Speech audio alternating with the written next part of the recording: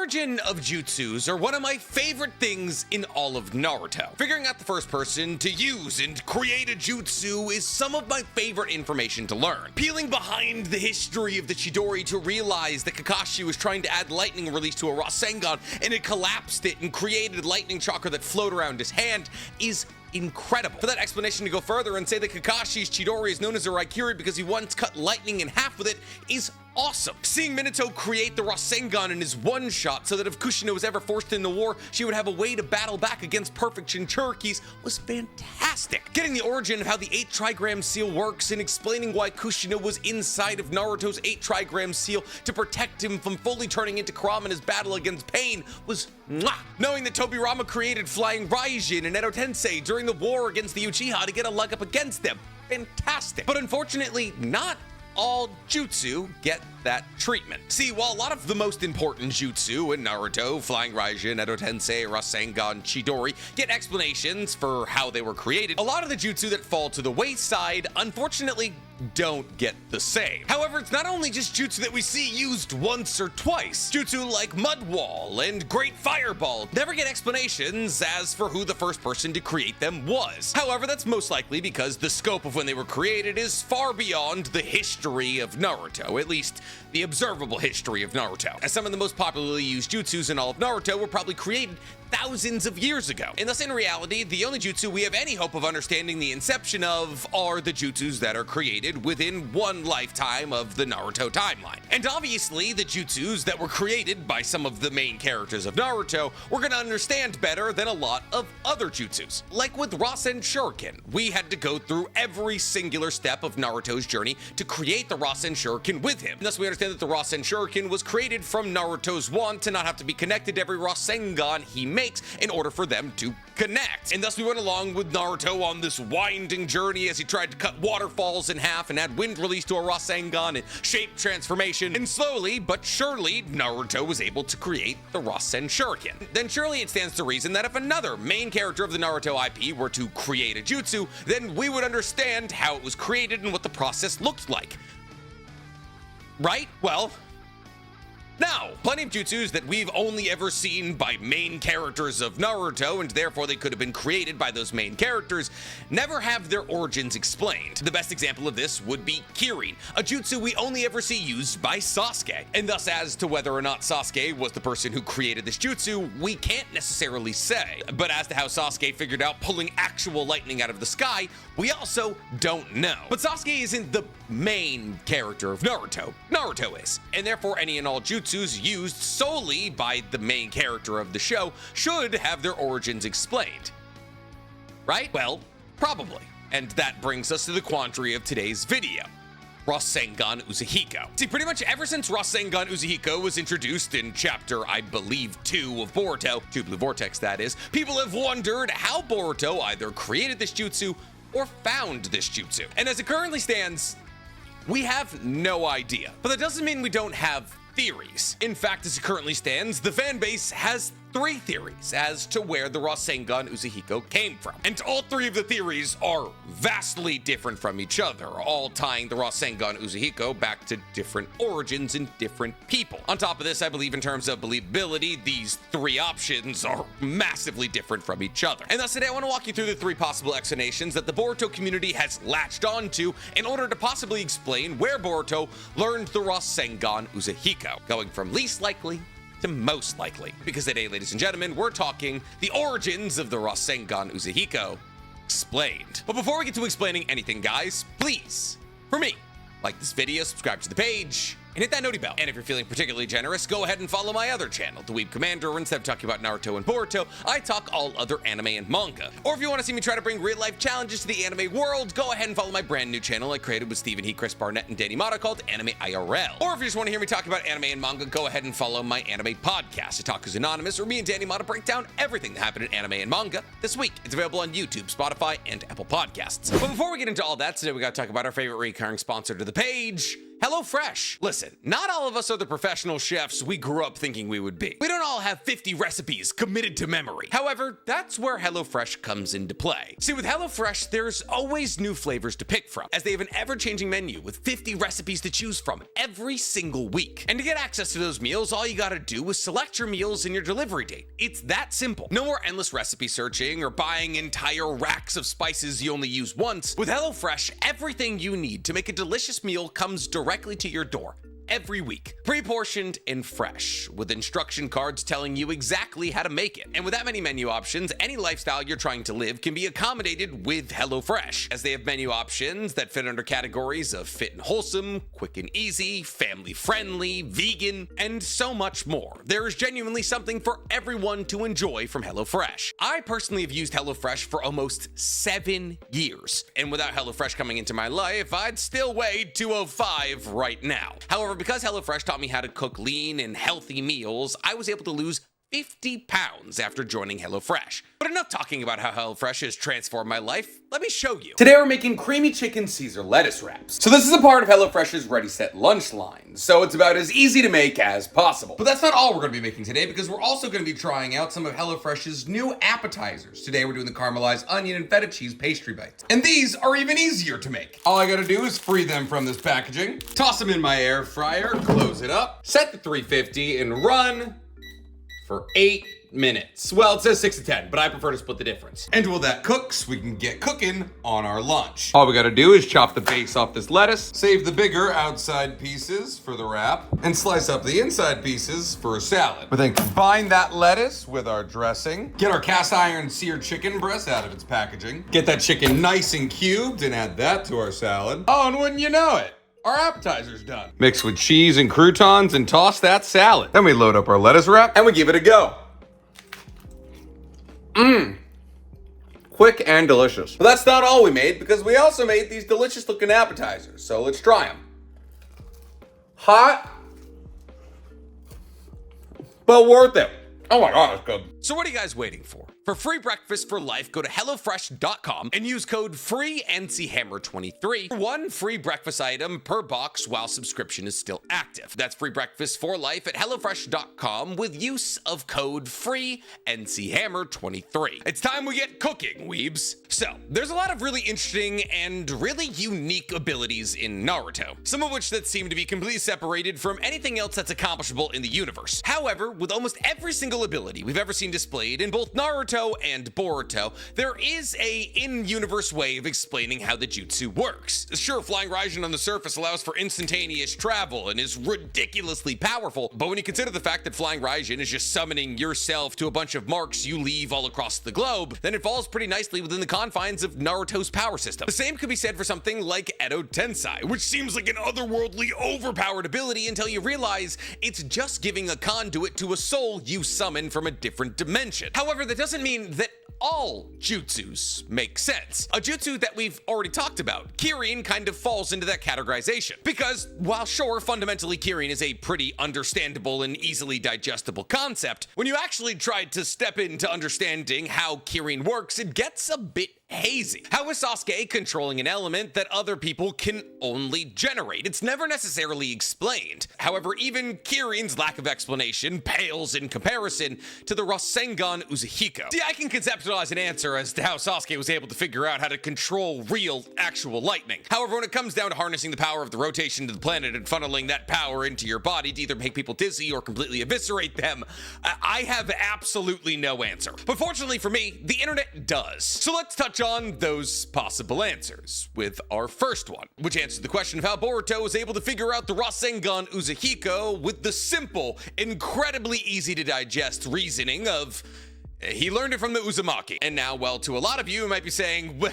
there's no more Uzumakis left. Well, this theory would say otherwise. See, when you boil down this argument and ignore the fact that the Uzumakis were eradicated before Boruto's grandfather's balls dropped, it does make a fair amount of sense, especially considering everything that we've recently got in terms of Uzumaki IP. See, a large part of this theory revolves around the fact that we very recently got the Minato one-shot. And in the Minato one-shot about the creation of the Rasengan, the Uzumaki, or the spiral, was a massive talking point. And really when it comes down to it, any conversation you're gonna have about the Uzumaki is gonna boil down to spirals of some nature. See, Uzumaki in itself in Japanese means spiral, which is why the Uzumaki clan lived in the village of the Whirlpool, which is a spiral. It's why the 8 trigram seal features a spiral in the middle of it. It was created by the Uzumaki. And this is why in the Minato one-shot, in order to make sure that Kushina would have greater control over Kurama, a giant spiral seal was generated inside of Konoha that Kushina wasn't allowed to step outside of. Tie this into the fact that the Rasengan itself is a spiraling mass of chakra that was created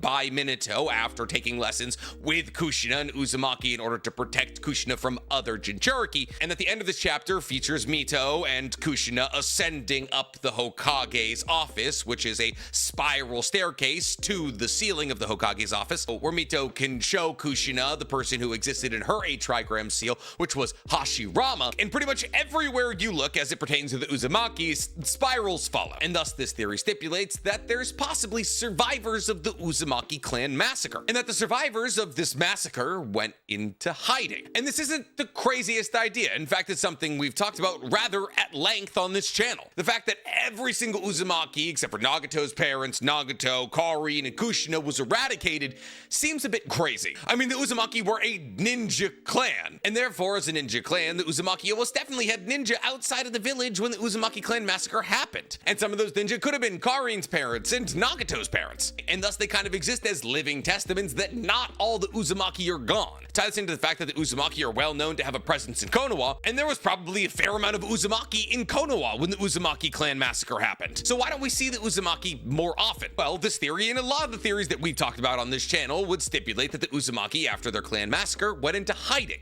I mean, if your clan had been decimated because you as a clan, and therefore you as an individual, posed a legitimate threat to everybody else on the outside world because of how incredibly powerful your Fuinjutsu was, you would probably want to keep the fact that you were a part of that clan on wraps. And thus, much like the explanation we used for the Senju, a lot of the Uzumaki probably married outside of their own family lines, took other last names, and simply disappear. Seems like the rational thing to do, and once again explains why Konoha is so much more powerful than all the other villages. But then how exactly would Boruto end up with the Rasengan Uzuhiko, and what would it have to do with the Uzumaki? Well, that of course would tie back to Orochimaru. See, if there's anybody still in existence who understands the Uzumaki clan, their jutsus, and their habits, it would be Orochimaru, as Orochimaru was after all the person who understood that the Uzumaki had temples all across Konoha and what those temples were for. Specifically the holding of the Reaper of Death mask that allowed for any Uzumaki, or really anybody, I guess, because Orochimaru was able to do it, to not only summon the god of death, but also control it. And thus, if there was one person who could possibly be tapped into the movings of the underground Uzumaki, it would probably be Orochimaru. This goes double when you consider the fact that one of Orochimaru's closest, we'll call them subordinates, is Karin, one of the last remaining full-blooded Uzumaki, so far as we know. And thus this theory stipulates that either Orochimaru's research into the Uzumaki clan allowed for them to stumble upon the remnants of the Uzumaki clan, or in their infinite goal of the acquirement of all ninjutsu, genjutsu, and just knowledge in general, tied with the existing connection to the Uzumaki through Karin, allowed for Orochimaru to stumble upon lost Uzumaki information, possibly in the medium of scrolls, that detailed how the Uzumaki were trying to tap into the spiral energy of the globe itself. See, because I would hesitate to say that the Uzumaki, in any capacity, were trying to create a Rasengan Uzuhiko, on account of the fact that the Rasengan didn't exist until the majority of the Uzumaki clan was decimated. And therefore, it feels more likely to me that if the Uzumaki were to be involved in any capacity, it would be either that the research that they were trying to do, tapping into the Earth's energy, was discovered, or that the remnant of their clan was discovered and introduced to Boruto, and then they proceeded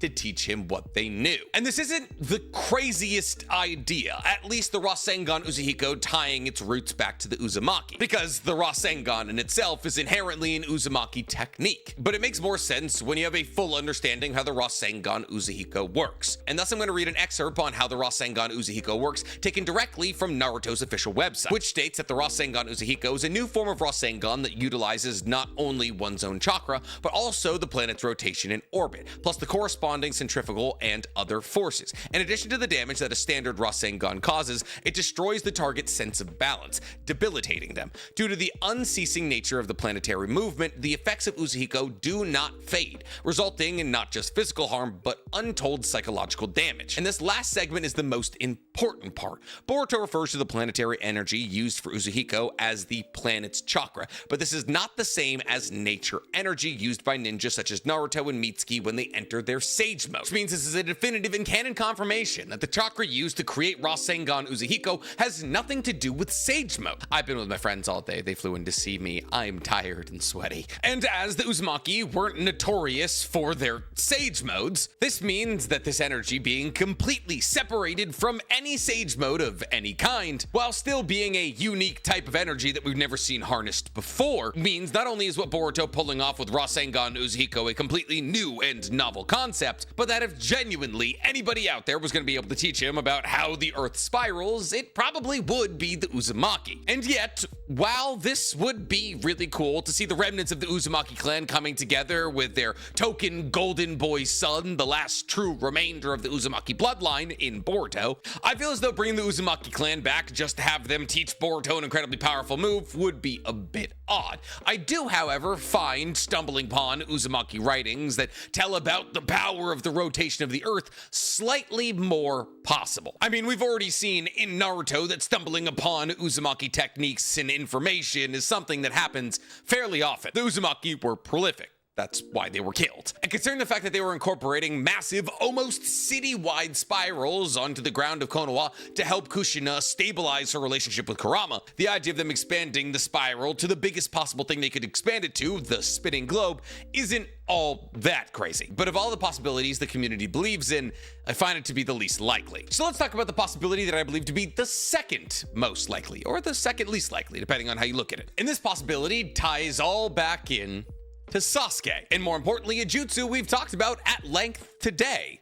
The Kirin. See, one of the most common emails I've gotten since Rasengan Uzuhiko was explaining to use the Earth's chakra was that it was probably Sasuke that taught Boruto how to use Rasengan Uzuhiko because Sasuke is tapped into using the Earth's chakra with Kirin. That is to say, because Sasuke is one of the only people on Earth who seems to be able to control the elements through the medium of ninjutsu, there's a general consensus that Sasuke is controlling the lightning used in Kirin using the Earth's chakra. And I kind of see where this line in logic is coming from. See, if you look at Kirin and Rasengan Uzuhiko from a mile away and give them some pretty abstract explanations, they can seem similar in some capacities. See, because in order for Sasuke to use Kirin, he has to create lightning clouds, or thunder clouds. And he usually has to do this by firing off fire style into the atmosphere to make sure a cold front and a warm front hit each other, creating thunder clouds. Sasuke then has to manipulate that thunder cloud by pulling the lightning out of it and forming that lightning into his Kirin lightning bolt. And thus, in a way, Sasuke is using the power of the globe, that is to say, a warm front hitting a cold front and the generated lightning,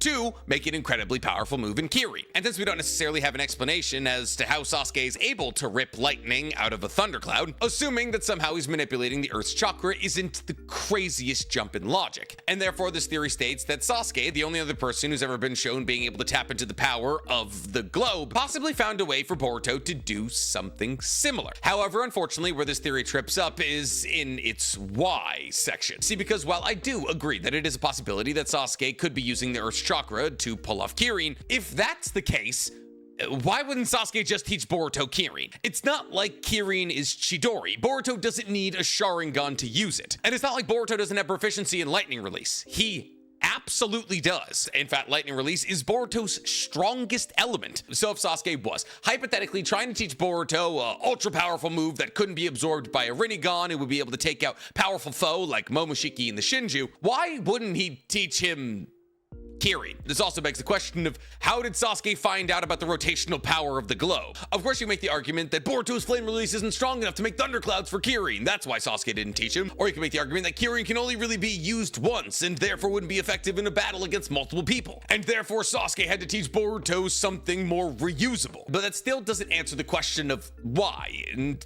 how? Yes, we're all aware that Sasuke can use the Rasengan, but it's never been explicitly stated that it's his favorite move. And while as Sasuke has either fought against or fought side by side with Boruto for almost 2 decades now, it would stand to reason he would have a fair amount of understanding of the Rasengan, but why would he have an understanding of the Rasengan that would allow him to tap into the rotational power of the planet when Naruto doesn't? And that's the problem with a lot of these theories. See, in the circumstance of the first theory, you could say that the reason that Boruto and not Naruto was taught Rasengan Uzuhiko was because Boruto and not Naruto went to go train with Orochimaru, at least we think. And thus Naruto was never able to tap into the informational well or the possible network connections that Orochimaru has. However, in the circumstance of Sasuke using his knowledge of the globe's chakra to teach Boruto Rasengan Uzuhiko and never bringing that up to Naruto just seems kind of silly. But since Boruto did spend at least a year with Sasuke and obviously got much stronger during that year and created Rasengan Uzuhiko during that year, I would say that this possible explanation has a bit more legs than our first explanation that states that the Uzumaki came back to life or that they were researching the rotational power of the planet and somehow that fell into Boruto's lap. However, the real explanation that I believe it has nothing to do with Sasuke or the Uzumaki. No, instead it has more to do with Kashin Koji. Because when you truly take a step back and consider all the events that we've seen in Two Blue Vortex, anybody but Kashin Koji or Orochimaru with Kashin Koji teaching Boruto Rasengan Uzuhiko just doesn't really make sense. See, I say this because the idea that Sasuke was the person to teach Boruto Rasengan Uzuhiko doesn't make sense when you consider the fact that Boruto could have used Rasengan Uzuhiko in the battle against Code that turned Sasuke into a tree, if that was true. See, there would genuinely be no need for Boruto to retreat from that battle if he knew Rasengan Uzuhiko. Tie that into the fact that if Sasuke knew Rasengan Uzuhiko, especially well enough to teach it to Boruto, it would stand to reason that he would use it, I don't know, even once? And thus, timeline-wise, it makes sense considering the fact that Boruto wasn't strong enough to battle against Code when he battled against him 1 year into the time skip, but was strong enough to battle against him after the time skip because of the usage of Rasengan Uzuhiko, that somewhere in those 2 years after his first battle against Code is when he learned it. And those 2 years are the 2 years that Boruto spent with Kashin Koji and maybe Orochimaru. But how does Kashin Koji know how to use the rotational power of the planet? And how would Kashin Koji teach that to Boruto? Well, tying the Rasengan Uzuhiko to Kashin Koji is actually rather easy. I mean, outside of the obvious fact that Kashin Koji is the clone of Jiraiya, who was very well known for the usage of the Rasengan, and therefore Kashin Koji should fall into the same camp, there are 2 real possible ways that one could explain that Kashin Koji would not only be able to use the Rasengan Uzuhiko, but also teach others how to. See, obviously, Kashin Koji was the right-hand man of Amado. And while Kashin Koji wasn't aware that he was supposed to be a sacrificial pawn in the battle against Jigen, he was the only person in Kara who was truly privy to the real movements of Amado. And that's important because remember, Amado was the person who had access to Shibai's body, which is how he was able to give Ada Shibai's Shinjutsu of omnipotence and Daemon reflect. And thus, if anybody out there understands the abilities of Shibai and possibly has the ability to pass them down to other people, it would be Amado. And therefore, as Kashin Koji was the right-hand man of Amado, it would make sense that a fair amount of Amado's information and knowledge would trickle down to Kashin Koji. And when you tie this into the fact that one of the only times that we've ever seen Shibai's full body, he's surrounded by swirls of energy or power that look much like Boruto's usage of the Rasengan Uzuhiko, then it seems as though the ability to tap into the rotational energy of the planet might just be a Shinjutsu. Because while some of you might be sitting at home right now saying, oh, well, not every planet rotates, every habitable planet rotates. And while this speed can absolutely vary, so can planet size, and kinetic energy takes both speed and size into account. Something that my girlfriend has very kindly stopped doing since the beginning of our dating. And thus it's a serious possibility that either Kashin Koji was just aware of a Shinjutsu that was used by Shibai that accessed the rotational power of a planet and therefore taught Boruto how to use it, or maybe Kashin Koji himself was given some failed version of the ability. See, because I'm not going to sit here and say that Kashin Koji also has access to this ability, because if he did, he would have used it against Shigen. I mean, why wouldn't you? And therefore, it seems entirely more likely that Kashin Koji is simply aware of this technique. However, that's not the only possible way to explain how Kashin Koji might have been able to teach Boruto how to tap into the Earth's chakra. See, because there's other unique things about Kashin Koji, like the fact that he is Jiraiya's clone and a perfect sage. However, Kashin Koji being a perfect sage raises a couple of reasonable eyebrows, mostly based on the fact that we never see Kashin Koji go to Mount Mubuko, and if he had ever gone to Mount Mubuko, it would stand to reason that the Toads would have told Naruto. And therefore, while there is a solid possibility that he was simply created as a perfect sage, kind of like Mitsuki, unfortunately, Toad Sage mode and Snake Sage mode work pretty differently. As to become a perfect Snake Sage or a Snake Sage of any kind, you simply need an injection of chakra from the Great White Snake Sage. And so long as your body survives that chakra injection, boom, you're a Snake Sage. Becoming a Toad Sage is very different. It requires months of hard work and being able to balance chakra levels inside your body at the perfect ratio. It doesn't seem like something you can be born with, and therefore that raises the question, how is Kashin Koji a perfect sage, if he is even that? Because while we've seen Kashin Koji dip into what we assumed was a sage mode, it's never necessarily been confirmed to be just that. See, because what if instead of tapping into nature energy, Kashin Koji, as a new form of artificially made sage, actually tapped into the planet's chakra, separating Kashin Koji from sages of old, like Naruto and Jiraiya. And thus Kashin Koji was able to teach Boruto how to tap into this source of energy that technically isn't nature energy. And upon tapping into this source of energy, Boruto realized that the biggest source of energy as it pertains to the planet's chakra is its rotational kinetic energy. And thus Boruto, being the genius that he is, created Rasengan Uzuhiko. Now, while I do believe that this explanation technically has more legs than Sasuke or the Uzumaki explaining how Rasengan Uzuhiko works to Boruto, I do genuinely believe that the best possible explanation as to how Boruto figured out Rasengan Uzuhiko is from information gathered from Shibai's corpse. Large swaths of the Boruto manga have been trying to draw very clear and obvious lines between Boruto and Shibai. Tie this into the fact that Shibai almost definitely will be the final boss of Boruto, and Boruto is going to need a Shinjutsu to use against him. And thus I believe the most likely explanation for the origin of Rasengan Uzuhiko is that Kashin Koji, with the knowledge of Shibai's Shinjutsu, figured that with Boruto's genius, he would be able to crack the code. And crack the code he did. But I'm curious to hear from you guys. How do you believe Boruto learned the Rasengan Uzuhiko? Tell me in the comments below, and why it goes down there, please, for me, like this video, subscribe to the page, and hit that noti bell. Bye!